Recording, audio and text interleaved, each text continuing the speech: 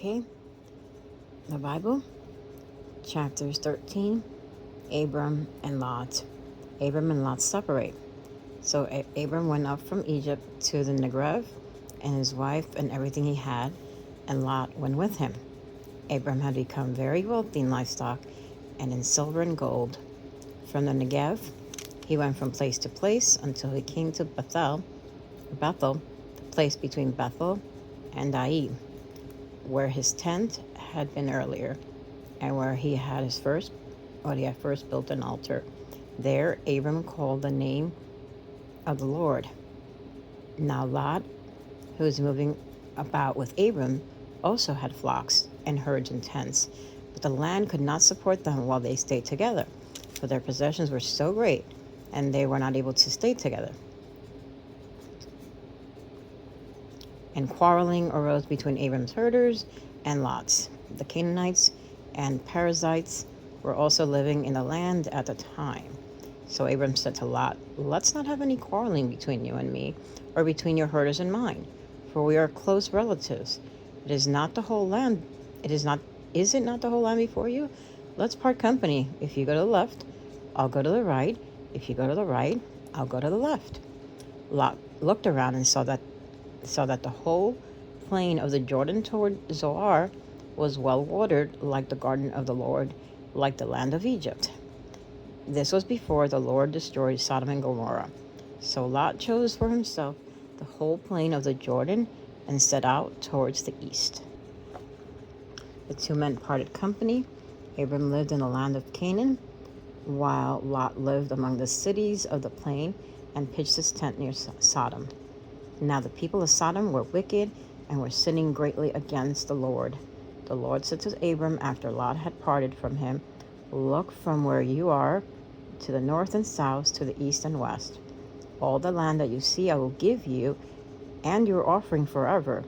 I will make your offspring like the dust of the earth, so that if anyone could count the dust, then your offspring could be counted.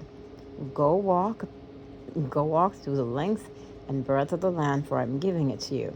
So Abram went to live near the great trees of Mamre at Hebron, where he pitched his tents, where he built an altar to the Lord. Chapter 14, Abram rescues Lot. At the time when Amraphel was king of Shinar, Arioch, king of Elasar,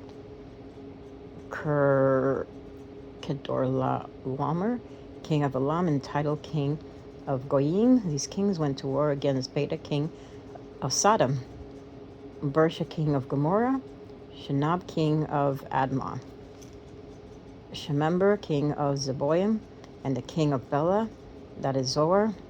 All these latter kings joined forces in the valley of Siddim, and that is the Dead Sea Valley.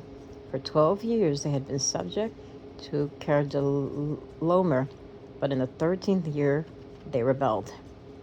In the 14th year, Kedorlaomer and the kings allied with him went out and defeated the Rephaites in Ashtaroth, Karnaim, the Zuzites in Ham, the Emites in Shavi, Kiriathaim, and the Horites in the hill country of Seir, as far as El Paran near the desert. Then they turned back and went to En Mishpat, that is Kadesh, and they conquered the whole territory of the Amalekites as well as the Amorites, who were living in Hazazon Tamar. And then the king of Sodom, the king of Gomorrah, the king of Admah, the king of Zeboim, and the king of Bela, that is Zoar, marched out and drew up their battle lines in the valley of Siddim against Kedorlaomer, king of Elam, Tidal, king of Goyim, Amraphel, king of Shinar, and Arioch, king of Elasar, 4 kings against 5. Now the valley of Siddim was full of tar pits, and when the kings of Sodom and Gomorrah fled, some of the men fell into them, and the rest fled to the hills. The 4 kings seized all goods of Sodom and Gomorrah and all their food. Then they went away. They also carried off Abram's nephew Lot and his possessions, since he was living in Sodom. A man who had escaped came and reported this to Abram the Hebrew. Now Abram was living near the great trees of Mamre, the Amorite, a brother of Eshcol and Aner, all of whom were allied with Abram. When Abram heard that his relative had been taken captive, he called out the 318 trained men born in his household and went in pursuit as far as Dan. During the night, Abram divided his men to attack them, and he routed them, pursuing them as far as Hobbath, near of Damascus. He recovered all the goods and brought back his relative Lot and his possessions, together with the women and the other people.